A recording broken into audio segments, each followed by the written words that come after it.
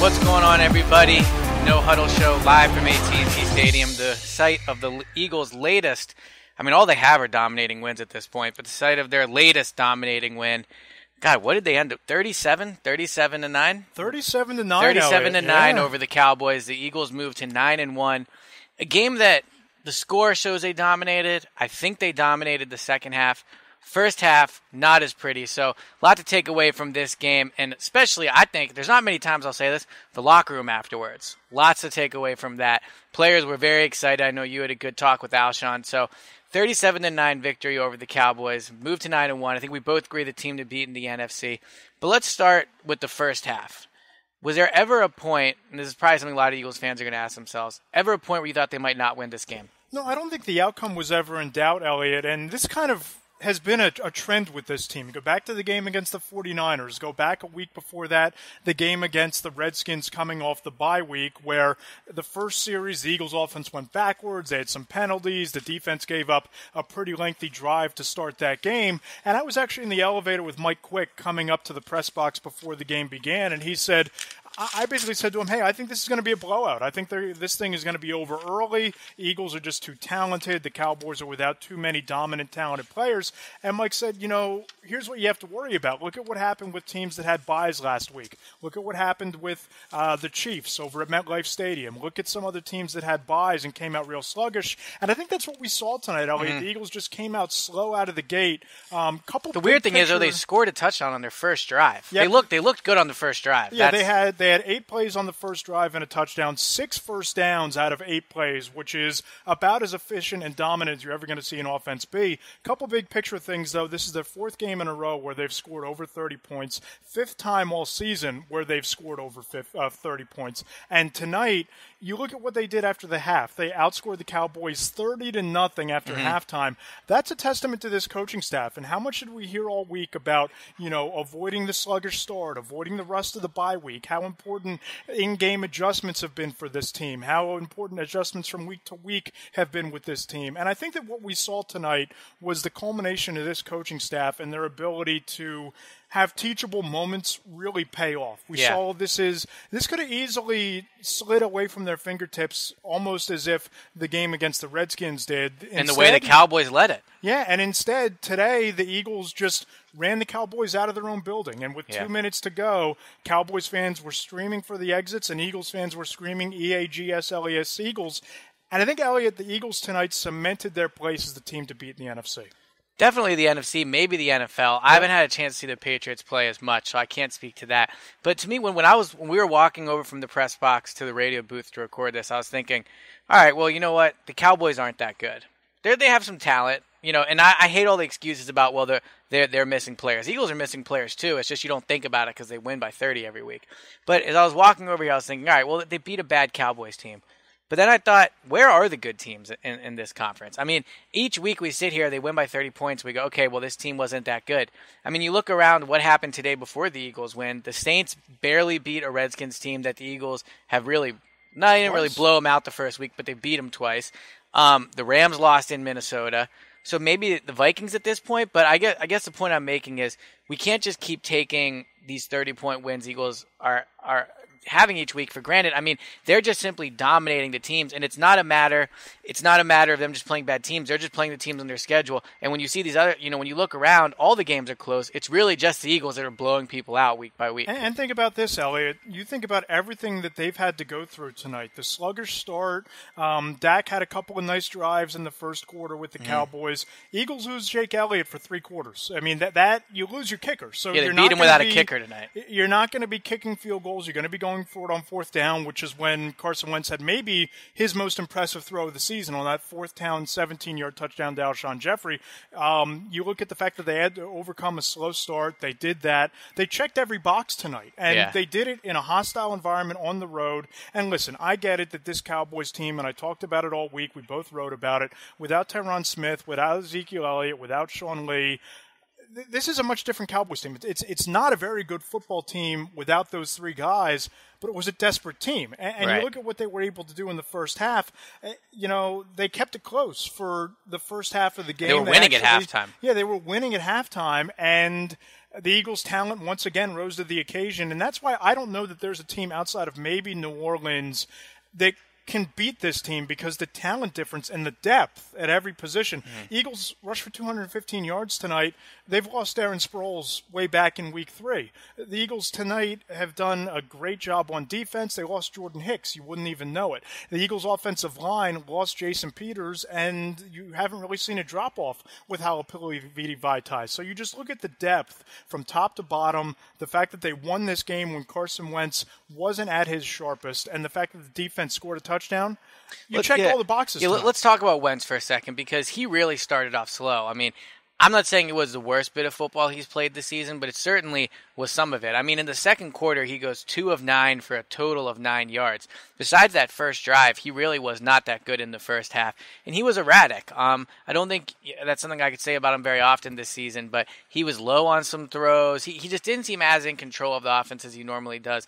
He also took some really big hits. He did. And, I mean, he briefly went in the medical tent. So, maybe something was going on there, but obviously he came back and played. But to me, the thing that you saw tonight from Wentz was why he's such an elite quarterback prospect. I mean, it's not easy. Let's just talk about Dak, actually. You saw what happened to Dak. I mean, other quarterbacks let things snowball on them. Wentz doesn't do that. I've said it time and time again on the podcast, but this is what you saw again. I mean, Wentz has a really bad second quarter and bad first half overall. Then he leads his team to, 30 straight points or whatever, besides that Nigel Bradham touchdown in the second half, and makes some amazing plays. I mean, every week we talk about how good Wentz has been, and the thing I kind of want to drive home on the podcast tonight is don't take it for granted, Eagles fans. I mean, this is not like something, maybe you should get used to it with Wentz, but they've had a lot of bad quarterback play here at the Eagles over the last few years, and now Wentz is killing it every single week outside of these 2 quarters, and it's impressive. I mean, there's really no other way to say it. Like, he makes 2 or 3 plays a game where you're like, wow, this guy is good, and I tweeted it during the game. If he doesn't win NFL MVP this year, why even give out the award? Well, Tom Brady. I mean, you look at Brady this year, 23 touchdowns, 2 interceptions. He threw 3 touchdowns today in Mexico City.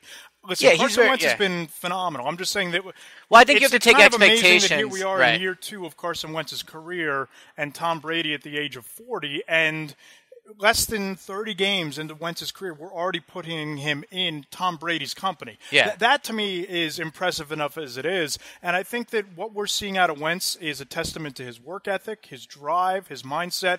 Ronald Darby said this week that until he was back from the IR, he had no idea that Carson Wentz shows up to work at 5 a.m. every day. And he tried to race him back to the building each morning, and he just couldn't beat him in to get there early enough. So that's the kind of dedication to his craft that Carson Wentz has. But like you said, he overcame a really shaky start to the game. And even if we just look at his final numbers, and they're not going to jump off the page tonight, 14 of 27, 168 yards, 2 touchdowns, and a passer rating of 95.9. Even in a mediocre, by his standards, performance this year, he still had one of the most impressive throws I've ever seen him make. To put that ball over the outstretched fingertips of Jordan Lewis on that 17-yard pass to Alshon Jeffery we touched on earlier, even in a subpar performance by his standards, to have that kind of throw in you shows you that he already is one of the greats, because not everybody is going to have a passer rating of 117.3 every game, but if you can have a quote-unquote down performance and still make enough big plays in your team's biggest games, that's the type of quarterback that can lead you to championships. That's the type of quarterback that we might be talking about having Hall of Fame enshrinement ceremonies for 20 years down the road. And the thing I'll say, too, is, and I'm sure there'll be some people listening that'll love to hear this, I thought tonight that catch Alshon made on that touchdown was one of the first number 1 type receiver plays I think I've seen him make this year. I mean, that catch was incredibly impressive. I agree the throw from Wentz was good, but Alshon to, reach out across the goal line, fully extend himself, pull it in traffic, hold on, bring it down.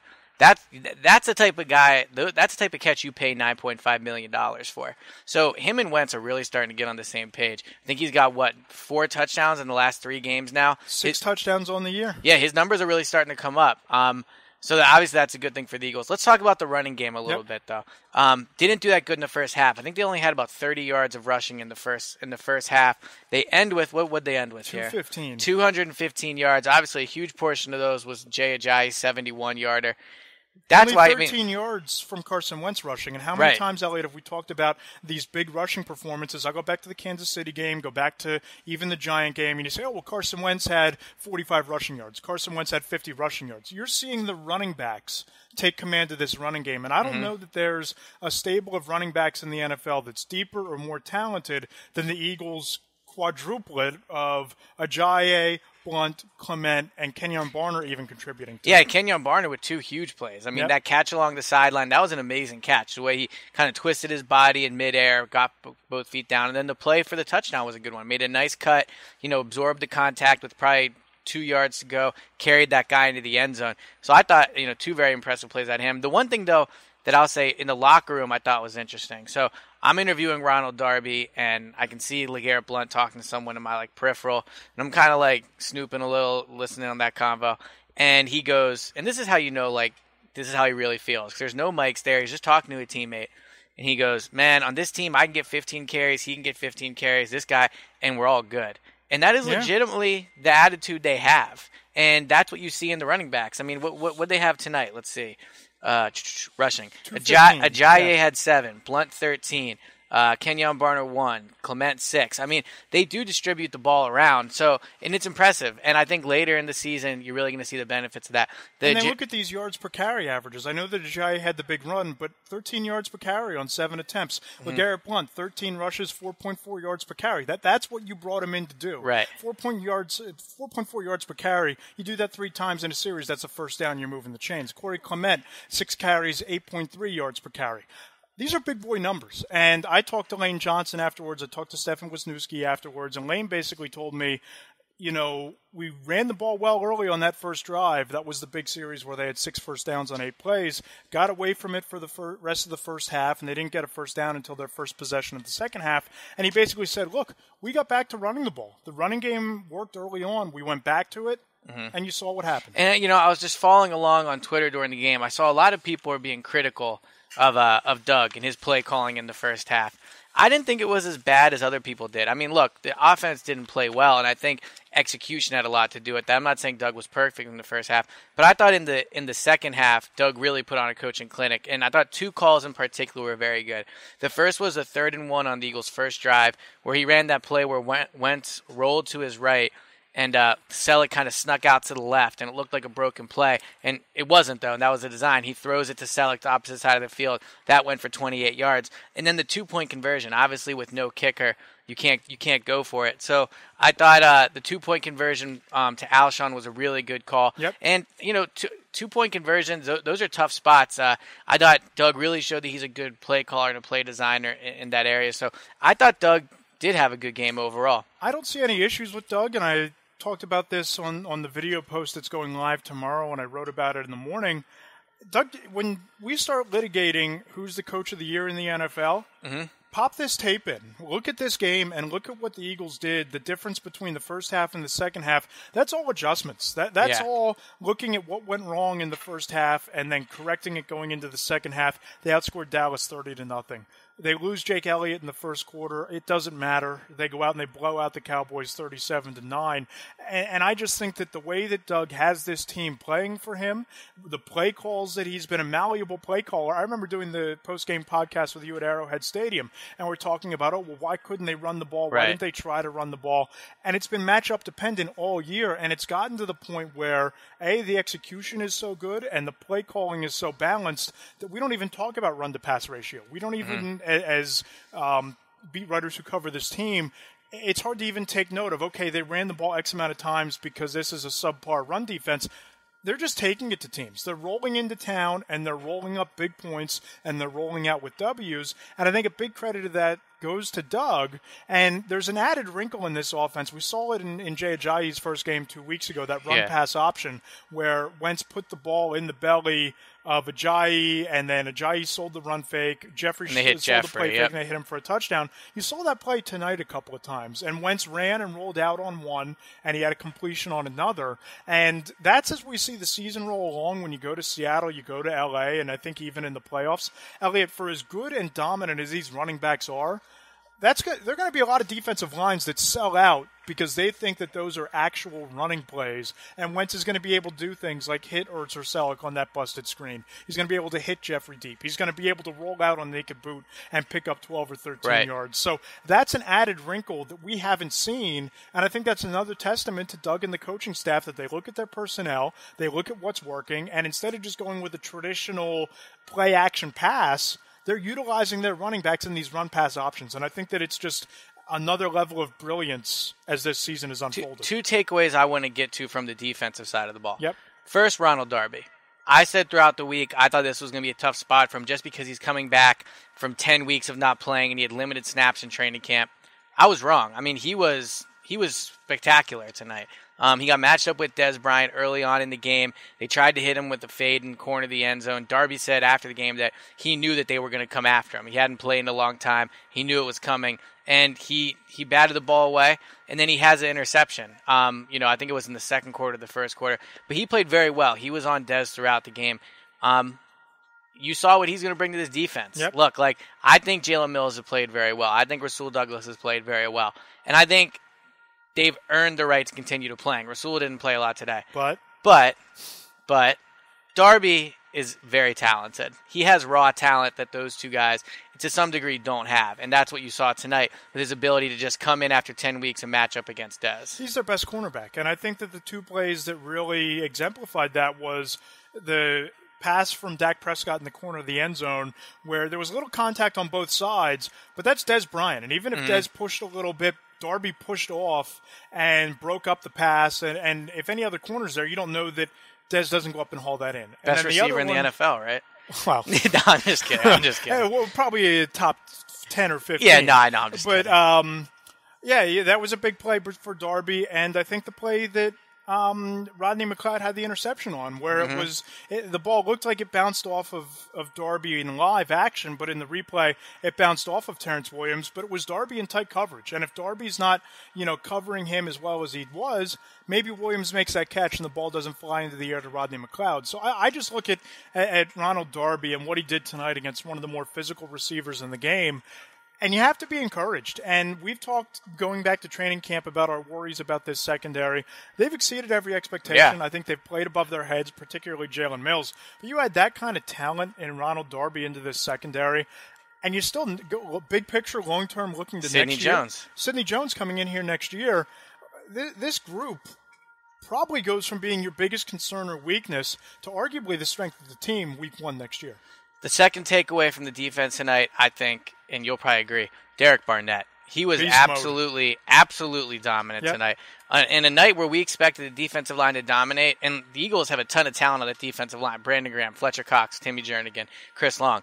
Derek Barnett was the best player on that defensive line tonight. He caused, I think, he caused the interception that Rodney McLeod got. I believe it was him. No, it was the second one. It was Darby's. It was Darby's. And then the touchdown Nigel Bradham got, Barnett was in on that as well. I mean, he was all over Prescott throughout the entire game, and he was dominant. And, I don't want to talk big picture because tonight was a big win, but he's going to be a starting defensive end on this line next year. It's just a matter of which spot and whose job he takes. He's that good. I'll be real interested to see the snap counts when we wake up in the morning, because I have a feeling that he might have played starter caliber snaps tonight. Him and Chris Long were on the field a ton tonight, and it wound up being Barnett's first multi-sack game. He had 2 tonight. I believe he now has 4.5 on the year. Yeah, I think he might have another multi-sack game, but I think it was his best performance of the season tonight. It definitely his best all-around performance, that's for sure. And I think that, as you said, he's going to be one of your starters week one next year, and you just look at how the Eagles' defensive line and Jim Schwartz can rotate ends out there now with Brandon Graham, Derek Barnett, Chris Long, Vinnie Curry. We talk about the defensive tackles a lot, and for good reason, because they might be the best duo in football with Fletcher Cox and Tim Jernigan, and they're going to be here for the next 5 years. But those defensive ends are blossoming into some of the more talented in the league as well. So before we get out of here, the last question I want to ask you is, I think we both agree the Eagles are number one in the NFC right now. Yep. I mean, maybe the Saints, but I think the Eagles are definitely number one. Saints are probably 2. Here's a question I'll pose to you. How many more games, just off the top of your head, we can get into it later in the week on the reaction pod, how many more games Eagles lose this year? So at Chicago next week, we'll just go through them real quick. I think That's a layup game. That's a win. Yep. And the funny thing is how we have layup wins with this teams now. Right. When you consider at the beginning of the year, people had like 7 or 8 wins, and any given Sunday. But I think that's a layup win. I mean, you look at Mitch Trubisky, who has been the definition they're gonna of dominate. inconsistent. Yeah, they're going to dominate. Eagles defense against a rookie quarterback. They might put up 50 again, like they did against the Broncos. Yeah, it's going to be ugly. So the Eagles win that game. At Seattle. I think they win that game. I agree. But I think it's going to be close. I think it's going to be physical. All right.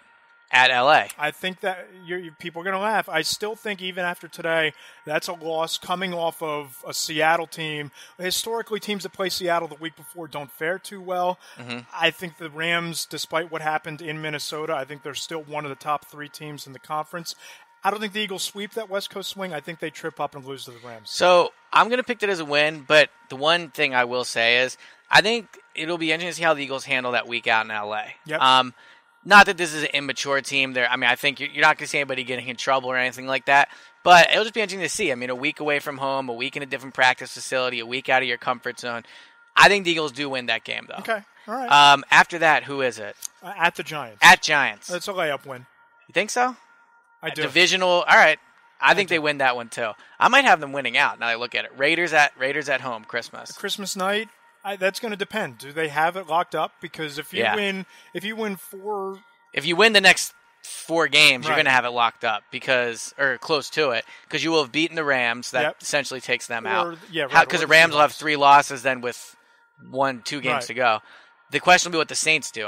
The Saints will be interesting. That's the biggest roadblock to the Super Bowl at this point, barring just the Eagles collapsing in the playoffs. Barring them just choking. I think all things being equal, and we're going to assume that the Eagles play their starters, I think they win that game.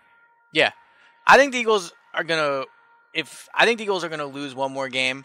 I'm not sure which one it is, but I think this team's going to finish 5-1. I think you're looking at a 14-2 team.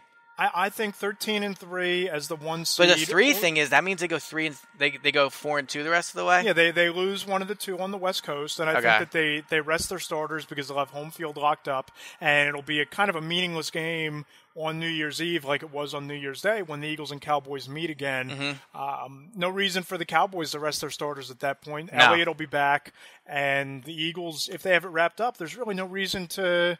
Although I don't know how much further down the depth chart the Cowboys can go at this point. Tonight they had a lot of backups in there, but sure. I think I agree. I think we're looking at 14-13 win team. Yeah. I think they're going to win they're going to finish with a top record in the NFC. I'm more convinced than ever after tonight that they're going to be the 1 seed. Yeah. All right, so we're going to wrap this up here. Just to finish it, though, we would really appreciate it if you guys gave us 5-star reviews. You're listening at this point. You've made it 22, 23 minutes in. You hopefully like what you hear. Please go leave us those 5-star reviews. And if you're listening to us for the first time, we appreciate it. Go subscribe. We're on iTunes, Stitcher Radio, SoundCloud, Spreaker. We're on all your favorite podcast platforms. We bring you the show twice a week. 3 times a week. My bad. So we really appreciate it if you subscribe. And then for Tuesday, it's going to be me, you, and Joe again. Yep. The reaction pod, the hot take pod. There's going to be a lot to talk about coming off of this. So tweet us your opinions. Use hashtag the No Huddle Show. Or if you want to email us, you can email us at the No Huddle Show at NJ.com. Got a new shorter email address for you. And Make sure you follow Eliot on Twitter at Eliot Shorr-Parks. Yep. I'm at Matt Lombardo PHL. Yep, we appreciate it. And we will be back on Tuesday to talk with Joe about this win a little more. Matt, I'll talk to you Tuesday. See you Tuesday.